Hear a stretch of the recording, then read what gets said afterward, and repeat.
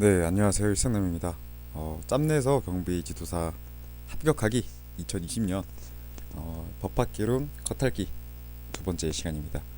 법학 일반 들어가도록 할게요. 예. 5번 법의 해석과 적용. 저번 거 잠깐 간단하게 이것도 중요하더라고. 이렇게 복습 간단하게 하고 가는 거. 예, 법. 이 법이 어떠한 것인가? 제일 큰 틀은 물은 흐르듯이 가는 것이 곧 법. 이런 걸 생각하시면 되고, 법이 우리 사회에서 중요한 거니까 사회성을 띠고, 또 처벌을 위해서 강제성을 띠고, 또 해야 하는 것 안 해야 되는 것 구분 지으니까 당위성을 나타낸다. 또 법의 구조를 분류하자면은 우리 이렇게 행위 규범이기도 하고, 법은 또 강제성을 띈다 했으니까 강제 규범이기도 합니다. 또 우리 행정각부에 한 명의 장관을 둔다처럼 그냥 조직 규범, 조직 상태를 나열한 법도 있다. 그럼 법이 무엇이냐? 정의, 한목적성, 안전성을 나타내는 것을 법이라고 말한 학자가 있는데, 이 각각의 성질을 보면은 정의에 관해서는 평균적 정의와 배분적 정의, 이 평균이란 말과 배분이란 말이 좀 비슷한 말 같지만, 평균적 정의는 누구에게나 세금 매기는 거, 그리고 배분적 정의는 돈 많이 버는 사람은 많이 내는 거, 적게 버는 사람은 적게 내는 거. 그리고 법의 안전성은 법을 이제 조금 안전하게, 법이 잘 안 바뀌도록 기준을 잡았으면은 오랫동안 지켜지도록 하는 성질이면서, 이거를 위해서 가장 많이 필요한 요소들이 성문법, 그리고 또 시효, 선의취득 등 요소가 있습니다. 또 행복을 위한 조율은 한목적성, 이렇게 있고요. 이제 성문법과 불문법의 차이는, 성문법은 글로 쓴 거, 불문법은 말로 한 거. 예. 말로 한 거니까 글을 쓰는 것보다 말이 더 쉽죠. 예, 그것만 아시면 되고, 또 이 성문법 순서 우리 보면은 헌법이 제일 높고, 그 다음에 법률, 그 다음에 명령, 규칙, 조례, 지자체 규칙, 이런 순서를 말씀드렸고, 이제 관습과 판례, 조리, 그리고 또 관습법. 관습법은 법률이 아니고, 관습은 그냥 습관을 말한 것이며, 사실인 관습은 당사자들 사이의 관습이니까 법이 될 수가 없다. 법원성을 부정한다. 또 국내법, 국제법 체계에서 사법, 개인 간의 법, 또 사회법, 공법으로 나뉘며, 사법은 민법과 상법, 그리고 또 공법은 이 절차를 나열한 민사소송법이나 형사소송법, 그리고 헌법, 행정법, 형법 등이 있습니다. 또 우리 개인 간의 문제에 국가가 끼어들어서 해결해야 될 문제들이 있기 때문에 노동법과 경제법, 그리고 사회보장법이 있습니다. 국제법은 국내법과 같은 효력을 띠며, 그 성질에는 국제조약과 국제관습법이 있습니다. 이게 또 경호학에서도 문제가 나오는데, 그럴 때에는 우리 소파, 한미 소파 협약 조약이라고 해서, 그것도 우리 국내법과 같은 효력이 있고, 이 조약이 무엇이냐? 미군 기지에 대해서 한국 법이 적용되지 않는다 정도만 아시면 되겠습니다. 이제 또 그 관련해서 또 실체법과 절차법, 우리 아까 형법이나 헌법 이런 거는 실체법이고, 절차를 나열한 소송법, 등기법 이런 거는 절차법이 되겠습니다. 또 일반법과 특별법, 형법과 군형법을 설명해 드렸죠. 형법이 더 크고 군형법이 특별법이며, 군인들한테는 군형법이 우선 적용한다. 강행법과 임의법, 민법은 통상 상법과 민법은 임의법 성질을 나타내며, 또 나머지 형벌 같은 그런 게 써 있는 법령은 강행법의 성질을 나타낸다. 그리고 또 우리 법령의 시행 시간적 효력, 시행일부터 폐지일까지면서 별도로 시행일이 명시되어 있지 않으면은 공포, 그러니까 법을 발표한 때부터 20일이 경과하면 효력이 발생한다. 장소적 효력으로 해서 영토를 기준으로 하면서, 우리 영토에는 영해와 영공, 땅과 바다를 포함한다. 우리나라 땅에서는 외국인도 우리나라 법 대상이며, 또 예외 지역으로는 외교 특권이 면제된 사람도 있고, 미국 주둔지 영사관이 있으면 인적 효력 예외 대상으로는 대사관도 되고, 또 대통령, 국회의원이 있습니다. 대통령과 국회의원은, 대통령은 내란, 외란 등 중요한 죄가 아니면은 기소가 되지 않아요. 또 국회의원은 회기 중, 그러니까 정기총회, 임시총회 등 몇십일의 기간 동안 현행범이 아닌 한 구속되지 않는다. 현행범이면 어떻게 한다? 체포된다. 또 회기 중이 아니라면은 체포된다. 속지주의는 영토를 기준으로 한다는 말이고, 속인주의는 사람을 기준으로 한다는 말입니다.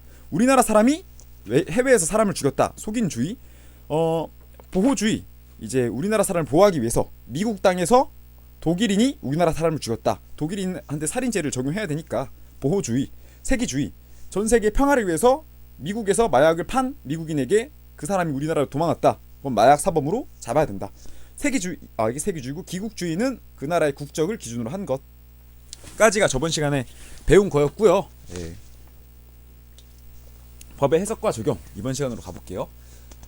5번, 자, 중괄호 1, 법의 해석 방법, 물리 해석과 논리 해석 방법이 있습니다. 이거는 뜻부터 설명해 드리자면, 물리 해석은 문법에 따라서 해석한 것, 논리 해석은 논리적으로 해석한 건데, 밑으로 가면은 해석이 되니까 다음 걸로 일단 넘어갈게요.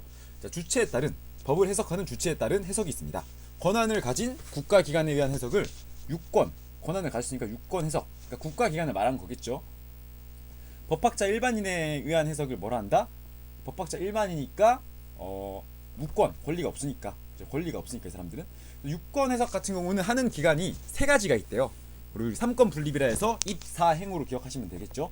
입법기관, 사법기관, 행정기관, 이렇게 해서 입사행. 무권 해석 같은 경우에는 이제 이게 물리 해석과 논리 해석으로 나뉘거든요. 그대로 이렇게 읽어보시면 되고, 법령에 나와 있는 문법에 따라서 해석하는 것이 물리 해석이고, 논리 해석을 구분 짓는데, 이 논리 해석에 대해서 잠시 설명을 하고, 이제 이 논리 해석을 다시 설명해 드릴게요. 논리 해석을 하실 때 이 구분을 하시면 되거든요. 문장 같은 게 이게 다 문제라고 보시면 돼요. 문장의 일반적 사항과 반대로 해석하는 것을 무엇이라 하느냐 하면은 뭐 여러 가지 사지선다를 주고 하나를 골라야 되는데, 이 답은 일단 반대 해석입니다. 예. 쉽죠? 이거는 자고에서 바로 나오니까. 문장의 성질상 당연히 포함되는 해석은 이제 여기서 이제 물론 해석과 유추 해석이 나뉘는데, 당연이라는 말이 있으니까 물론 해석. 또 자구를 통해서 통상적 의미랑 달리 오류가 있어서 보충하거나 변경해서 한다 하니까 보정 해석. 예, 보정 해석입니다. 외국법을 참작해서 연혁이라는 말을 쓰거든요. 이거를 처음 들으신 분도 계실 텐데, 연혁 해석. 또 유사한 사항을 규정한 법규, 이게 유추 해석이고요. 이제 이게 모의고사 같은 데는 어떠한 판례나 조문을 주고 이게 무슨 해석이니? 라고 물어봐요.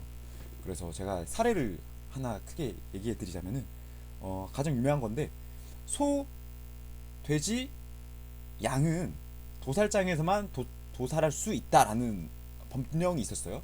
근데 그걸 어겨서 누가 이제 재판에 갔는데, 이게 고소된 이유가 염소를 죽여서, 도살장이 아닌데 염소를 죽여서 간 거예요. 그래서 도살을 죽인 사람이 주장하는 거는 소 말 돼지만, 소 양 돼지만이라며 염소는 아니다 하고, 이제 고소가 된 제로 한 사람은 아니다, 이 소, 돼지, 양에 염소도 포함한다 등이라 돼 있으니까 했고, 이 법원에서는 뭐라 했냐면은 이 마음대로 유추 해석하지 마라.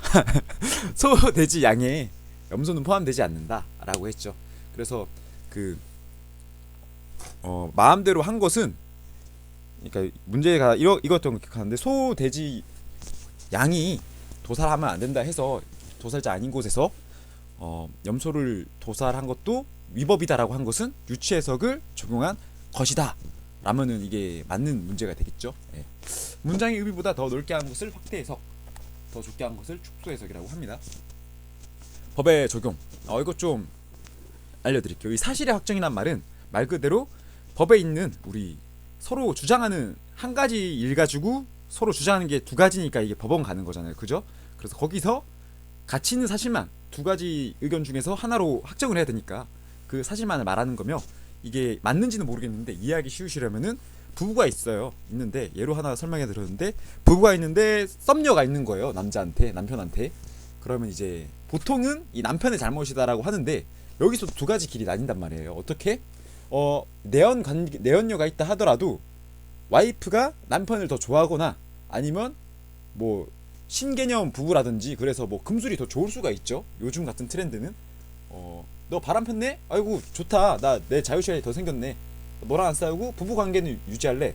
왜? 부부관계는 사랑만 나누는 게 아니라 가족, 새로운 조직도 있고 재산도 나누고 뭐 여러가지 책임져야 될 게 많기 때문에, 그런 걸 또 고려하는 분도 있기 때문에 굳이 안 싸우는 사람도 있단 말이에요. 그리고 반대로 바람을 폈어? 나 용서 못해. 싸우기 시작하죠. 예, 그러면 이제 이혼을 하는 경우 여기서 귀책 사유에서는 부부 싸움이 제일 1순위 귀책 사유겠죠. 이런 게 사실, 그리고 이 썸녀가 나타났다, 이것만 사실이 될 수가 없겠죠. 이로 인해서 싸움을 해야지 이혼 사유가 되겠죠. 또 입증은 우리 사실의 전부 및 내용을 확정하는 것을 입증이라고 하며, 객관적인 자료, 여기서 객관적이라는 자료라 되어 있는데 주관적이라 나오면 틀리겠죠. 근데 반대로 이 형법에 가면은 수사기관이 수사를 할 때는 주관적 심증에 의해서 수사가 가능합니다. 알겠죠? 왜냐면은 뭐 하나라도 의심스러우면 수사를 해야 되니까, 그게 공익에 맞으니까. 이게 나중에 형법에 가서도 또 설명해 드릴 거예요. 추정은 일단 핵심이 반증이 가능하고 간주는 반증이 불가능합니다. 왜 그래요? 말씀드릴게요. 우리 민법 844조에 보면은 44조인가 그럴 건데, 그 혼인 중에 출산한 아이는 친생자로 추정한다. 이 친생자는 친자를 나누는 네 가지 기준이거든요. 친자, 나의 자식, 네 가지 기준 중 하나인데, 왜 추정을 하냐면은 여러분들이 내연녀가 바람을 피건 안 피건 부부 관계라면은 이제 잠자리도 같이 가질 거고 하니까, 혼인 중에 애가 나왔으면은 보통 무슨 생각을 해요? 보통 내 애다. 그렇기 때문에 여자가 바람을 펴서 다른 사람의 씨를 통해서 애를 가졌다 하더라도 본인은 친생자, 내 씨로, 내 핏줄로 생각을 하기 때문에 추정한다. 왜? 그래야지만 가족관계 효력이 생기죠. 당장 애가 나오고 애가 이제 법적인 보호를 받아야 될 수도 있고 의무를 져야 될 부분도 있는데, 그러한 것에 있어서 추정을 해서 얘가 네 애야 알겠지 이렇게 하는 거고, 이후에 반증을 하려면은 친자 확인을 한다든지, 아니면 바람 펴서 이 사람이 뭐 소송 걸 수도 있죠. 사실 내 애야 이렇게, 친자 아빠가 나야 이런 식으로. 그리고 간주한다는 우리 또 민법 조문을 보면은 주소를 알 수 없으면 거소를 주소로 본다. 이게 무슨 말이냐? 주소는 주 생활지를 주소로 하고, 거소는 주소가 없을 경우 나오는 것으로 생활이 되는 좀 두루뭉술한 공간을 말하는데, 여러분들이 사기를 당해서 집을 사서 주소를 등록을 해요. 근데 알고 보니까 이게 사기라고 해서 주소가 사라진 거예요. 그리고 여러분은 어디로 가야 되겠어요? 모텔로 가야겠죠? 주소가 없으니까.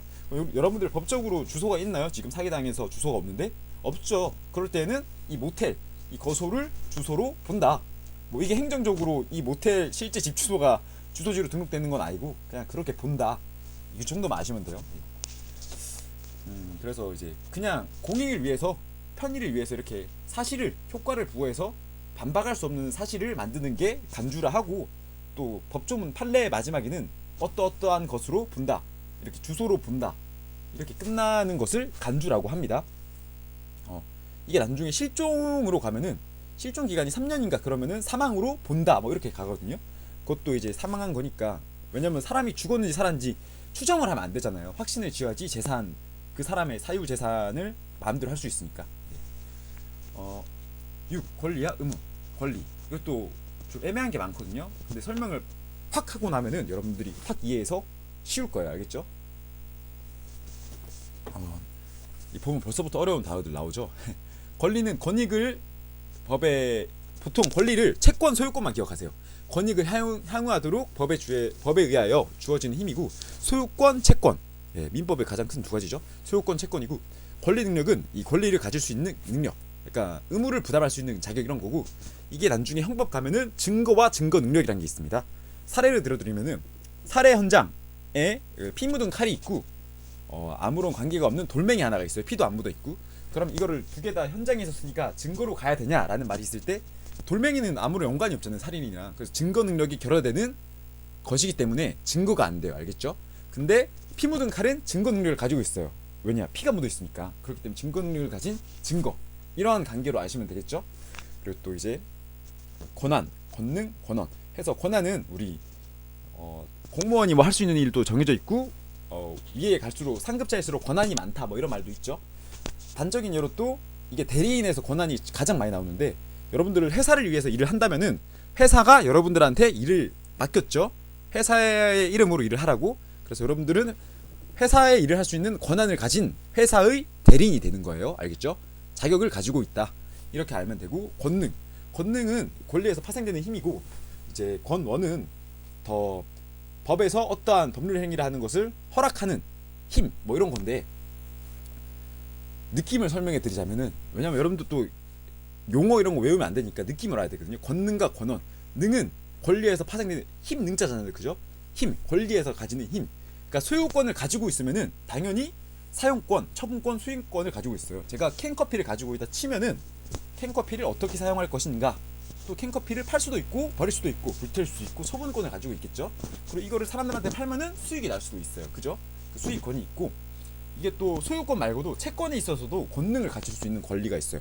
뭐냐?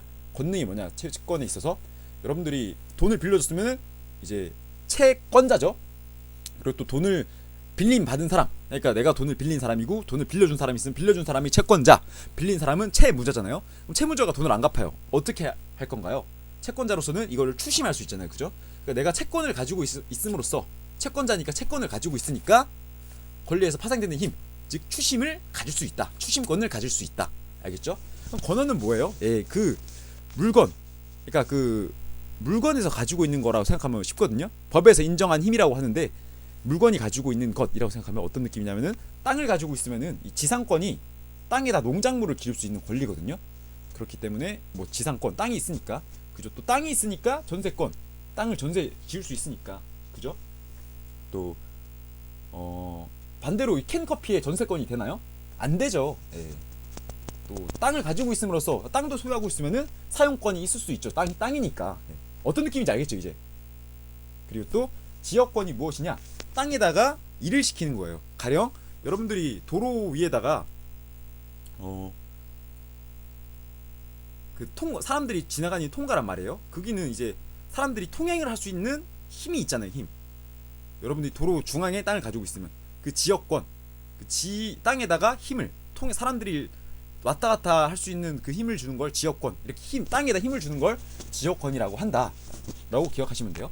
의무는 이제 법률상의 구속으로 권리를 가지고 있으면 보통 의무로 가지고 있어요. 근데 의무 없는 권리가 있고 권리가 없는 의무가 있대요. 이게 취소권이라고 해서 내가 뭐 어떠한 계약을 취소했다 그러면은 그 취소권을 행사함으로 인해서 의무가 발생하진 않죠. 예.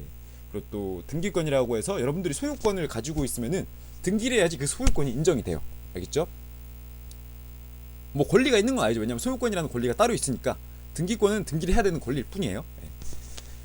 자, 이제 또 권리와 의무에 대해서 큰 틀을 알았으면은 상세한 내용을 배우러 가야 됩니다. 어떠한 내용이냐?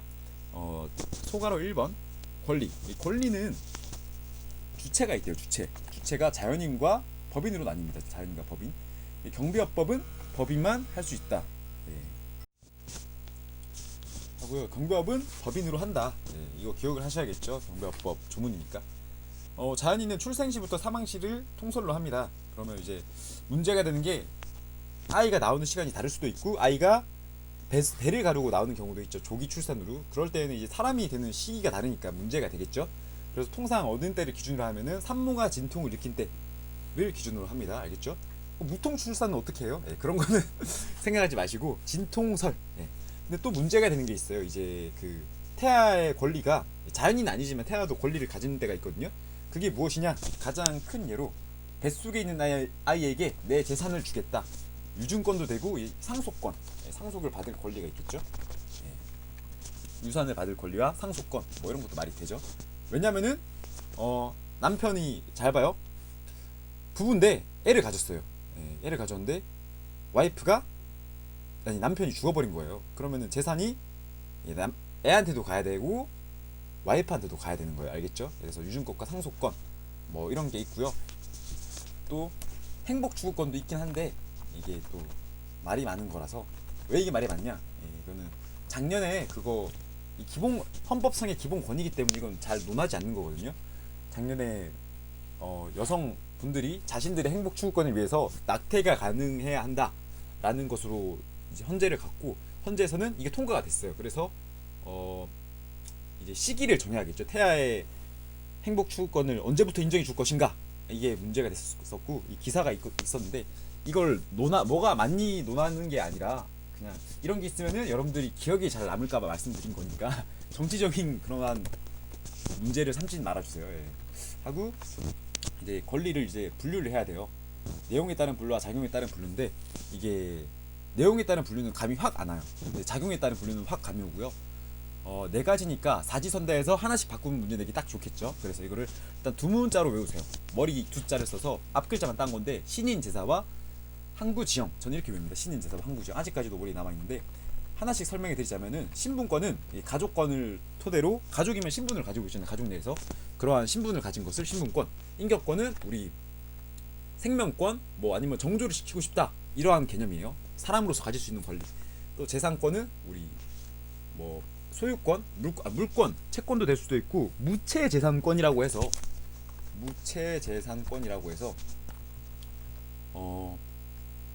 지적 재산권이라고 하죠. 형식이 없는 재산권, 그런 것도 권리로 볼 수 있다. 사원권은 우리 회사 사원이 될 수 있는 권리, 사원으로서 누려야 할 권리. 작용에 따른 분류는 이게 확 들으면 쉬워요. 청구권부터 설명해 드리면은, 내가 무언가를 요구할 수 있는 권리를 청구권이라 합니다. 그럼 반대로 이 청구권에 반박해서 너가 그걸 요구할 거야? 나 그거 안 해. 하면은 항변권. 그거를 반대할 수 있는 권리가 항변권. 지배권은 타인은 배타적으로 무언가를 지배할 수 있는 권리. 대체적으로 물건을 지배하니까. 또 사람을 지배할 수도 있어요. 그래서 우리 부모가 되면은 양육권, 이런 것도 말이 되죠. 친권, 부모의 친권. 또 뭐가 있냐면은 또 후견권, 사람을 끌어오는 후견권, 그것도 지배권으로 볼 수 있겠습니다. 왜냐면은 좀 머리가 지능이 좀 낮으시거나 아니면은 사지가 불편하신 분들을 내가 후견해서 도와주겠다 하는 분들이 있으면은 올바른, 법정으로 올바른 행동을 할 수 있도록 이끌고 갈 권리가 있어야 되니까. 형성권은 취소권, 추인권, 회제권 등 이 당사자 일방만의 표현으로 권리가 형성되는 거를 형성권이라 하면 됩니다. 취소권, 추인권, 추가 인정하는 추인권, 해제권, 이렇게 하면 되고, 일신 전속권은 사람의 몸에 전속이 되는 권리로 이제 이전이 안 되는 권리인데, 이게 인권 이런 것도 있고, 또 초상권, 이런 게 대표적인 예입니다. 비전속권은 이동이 안 되는 권리인데, 이거는 기억이 안 나네요. 이런 게 있구나, 이 정도만 아시면 돼요. 문제 나온 적이 없어. 이런 게 있구나.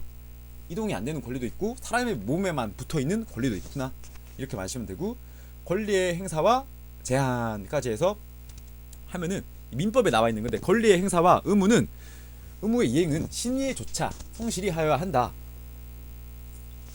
권리는 남용하지 못한다. 이 당연한 말이죠. 이 당연한 말이기 때문에 몇 번씩만 읽어도 되고, 신의에 조차 성실히 하여야 한다. 이게 곧 신의 성실의 원칙이라는 겁니다. 신의 성실.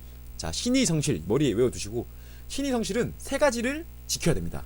첫 번째, 사정 변경의 원칙. 두 번째, 모순행위의 금지. 세 번째, 실효. 사정 변경은 당사자 간의 계약을 기준으로 하는데, 뭐든지 민법은 이 계약에 있어서 예상치 못한 상황이거나 아니면 바꿔야 될 부분. 왜냐면 10년짜리 계약을 하더라도 그 사이에 뭐 원가가 오른다든지 터무니없이 뭐 불합리한 대우로 간다든지 하면은 바꿔야 되잖아요. 그죠? 그래서 예기치 못한 상황이나 이런 거는 사정을, 계약이 일하더라도 사정을 변경하는 게 세상 이치에 맞다 하면 변경. 가령 뭐 우리 연애사 이런 게 좀 많죠. 연애사에서 소속 준비생일 때 절박하니까 너 월급제로 해 이랬는데, 나중에 뭐 대규모 스타대에서 막 한 달에 100억 벌어주는데 한 달 월급 100만 원 주고 이러면 안 되잖아요. 그죠? 또 모순행위 금지는 마음대로 계약 내용을 바꾸지 마라. 모순되는 행위 하지 마. 그리고 실효는 기간이 지나면은, 그러니까 권리를 행사 안 하면은, 우리 이런 말이 있어요. 권리를 행사하지 않는 자는 권리를 찾을 권리도 없다.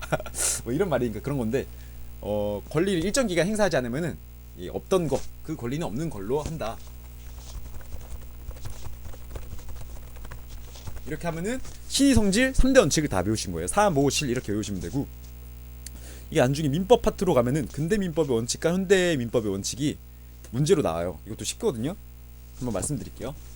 알고 가면 쉬워요. 우리 근대 민법 이전에 뭐 있었어요? 근대 민주화 이전에 절대 왕정이 있었죠. 그때는 왕이 시키는 대로 해야 되고 다 모든 게 왕이었잖아요. 그죠? 그래서 근대 민법으로 오면서 이게 왕을 밀어내고 사람이 됐잖아요. 왜요? 내가 마음대로 하고 싶으니까, 내 자유를 위해서. 그래서 이 물건 내가 가지고 싶어. 나 능력 돼. 너 가져. 이게 소유권, 절대 내 물건이다. 내가 가질 수 있다. 그리고 또 계약. 나 이제 돈도 많고 사장이야. 너 일하고 싶어? 내 밑에 와. 나랑 계약해서 일하자. 국가가 이제 개입을 합니다. 여기서 야, 니네 뭔데 얘 부려먹어. 나 얘랑 계약 맺었어. 봐봐. 이렇게 해서 계약서 딱 보여줘. 그럼 국가가 옆에서 싹 빠져있어요. 이게 사적 자치. 계약대로 한다. 당사자 간의 문제는 계약대로 한다. 또 이제 마지막으로 과실 책임이라는 말이 있습니다. 과실 책임. 이게 무엇이냐? 이 계약대로 하고 합법화된 범위 내에서 하면은 책임을 안 진다. 잘못이 없는 한. 가령 운전 잘하고 있어요. 그죠? 삐 운전 잘하고 있습니다, 여러분들. 사고가 났어요. 났는데 여러분들 뭐 시속 20km로 달리고 있고 주의 과실 다 하고 상대방이 무단횡단을 한 거예요. 그러면 과실은 누구한테 있어요? 무단횡단한 사람한테 있으니까 운전자는 과실을 지지 않습니다. 이게 과실 책임이죠. 또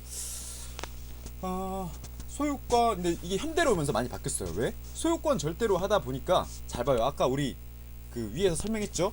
도로 한복판에 집을 지은 거예요. 근데 이 집이 막고 있으니까 도로 통행이 방해돼요. 그러면 어떻게 해야 돼요? 모두의 행복을 위해서 집을 허물어야죠. 네, 소유권 상대. 이제 소유권 공정이에요.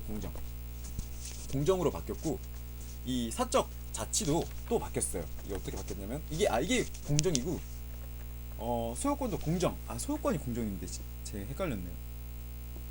이 둘 다 공정으로 바뀌었고 소유권 사적 자치도 이게 개입을 안 하니까 어떤 일이 발생해요? 어린 애들이 일을 하러 갑니다. 돈 벌고 싶어요, 막 어린 애들이. 그래서 막 1시간에 100원에 일을 한대요. 지금 최저시급이 8,000원인데 1시간에 100원에 10시간에서 1,000원 받겠대요.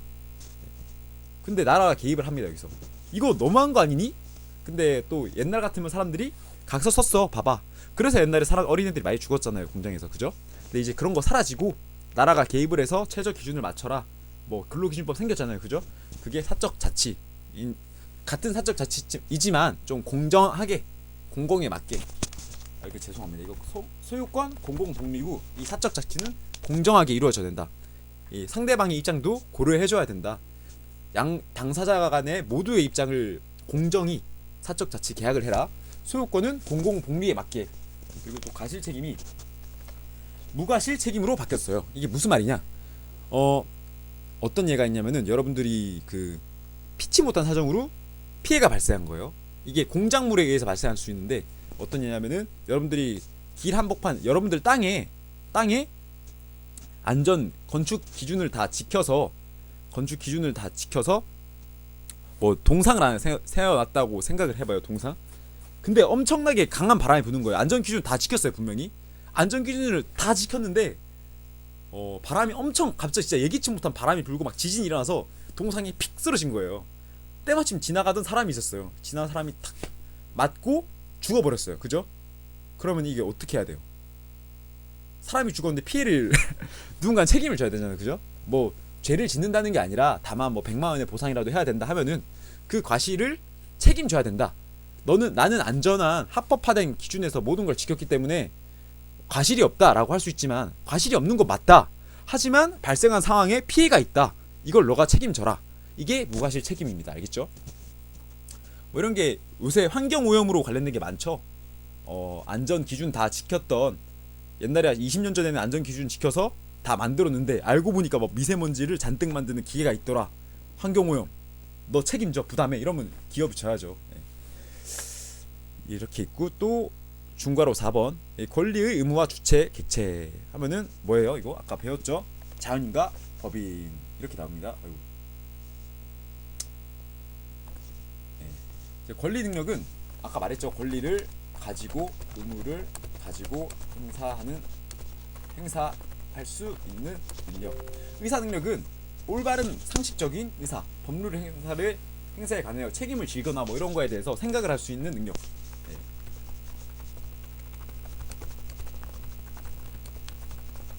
이게 맞는 말은 아니고 이러한 지문이 나오면은 이걸 찍으시면 된다. 이거 이해를 하라고 한 것뿐이지. 행위 능력은 단독적으로 법률 행위를, 자 알겠죠? 이게 왜 문제가 되냐? 초등학생 애한테 너 지금 아저씨랑 맛있는 거 먹으러 가면은 100만 원 줄게. 100만 원. 저기 유흥가 가서 술 한잔 따라주면 100만 원 줄게. 이러면 애 어떻게 해요? 좋아요? 이러면서 막 하잖아요. 그죠? 그러면은 그게 애가 생각이 없는 거잖아요. 그죠? 그런 거에 있어서는 이제 부모님이 당연히 대리해서 행위 능력을 가지고 있어야겠죠. 예.